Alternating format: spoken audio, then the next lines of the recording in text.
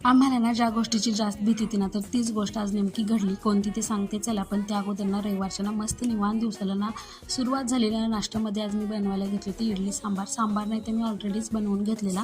त्यानंतर लास्टच्या व्हिडिओमध्ये मी म्हणलं होतं की खोबऱ्याच्या चटणीची ना रेसिपी नक्की शेअर करते. चला तर मग खोबरं ना अगोदर तर मी खिसून घेतलेलं. त्यानंतर आपल्याला लागणार आहे तिथे 1 वाटी डाळ आहे, त्याचबरोबर पुदिनाची पानं घ्यायची आहेत, त्यानंतर भाजलेली हिरवी मिरची देखील घालायची, त्यानंतर चवीनुसार मीठ घालायचं आहे, चवीनुसार साखर देखील घालायचं आणि हे सगळं ना मिक्सरच्या भांड्यामध्ये एकदा दोनदा ना पाणी न घालता वाटून घ्यायचं. त्यानंतर जशी तुम्हाला चटणीची कन्सिस्टन्सी हवी असेल ना तर त्याप्रमाणे इथं पाणी घालून ना छान असं मिक्सरमध्ये बारीक वाटून घ्यायचं. त्यानंतर ना फोडणीसाठी लागणार आहे तेल तापलं की ह्यामध्ये आपल्याला घालायचे जिरं मोहरी, त्याचबरोबर कढीपत्ता घालायचे. त्यानंतर ही सगळी फोडणी ना चटणीवरती टाकायची.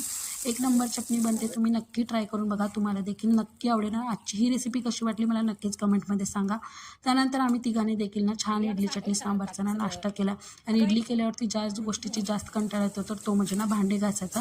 ते देखील ना मी घासून साफ करून घेतली तिथं. त्यानंतर या गोष्टीचा जास्त भीती होती ना तर ती गोष्ट म्हणजे ना ही गॅस संपायची. तर आज ना आमचा नेमका गॅस संपला आणि आमच्या घरात ना इंडक्शन होतं म्हणून ना तर ती गोष्ट आजच्या पुरती तर निभावली आहे. बघू आता नेक्स्ट डे गॅस भेटतो की नाही काय याची देखील ना अपडेट मी तुमच्याबरोबर नक्की शेअर करेल. त्यानंतर ना पावभाजी बनवून घेतली आणि मला ना इंडक्शनवरतीचा तवा नव्हता म्हणून ना पाव भाजायची होती म्हणून ना मी असे ताट ठेवलेला आणि जो की माझा प्लॅन ना पूर्णपणे फेल गेला ना असा होता आजचा दिवस. तुम्हाला कसा वाटला मला नक्की सांगा. भेटू नेक्स्ट व्हिडिओमध्ये.